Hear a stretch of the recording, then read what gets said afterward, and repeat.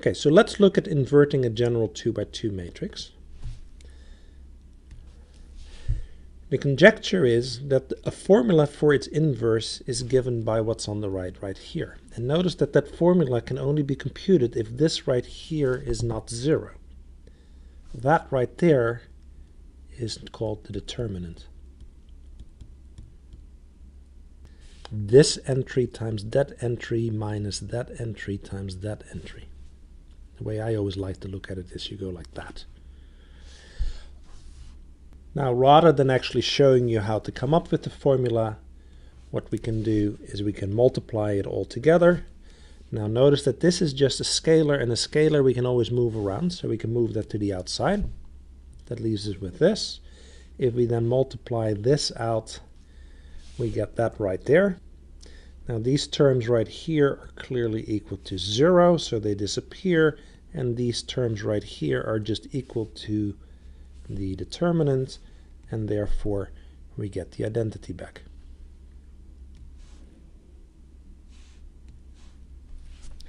Now, it turns out that this 2 by 2 matrix has an inverse if and only if its determinant is equal to 0. And remember, the determinant is computed by this times that minus that times that. This is going to become very important again when we start talking about eigenvalues of 2 by 2 matrices.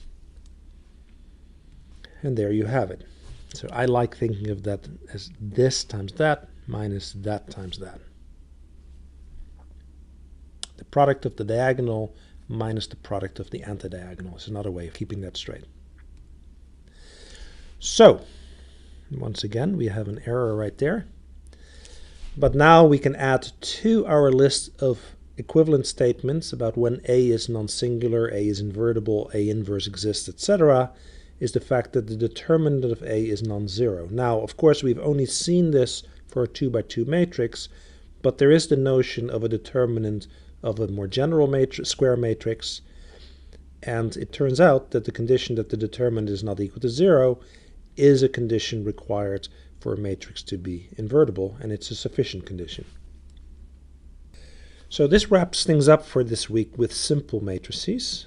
What we're going to see next week is how to compute the inverse of a matrix in general.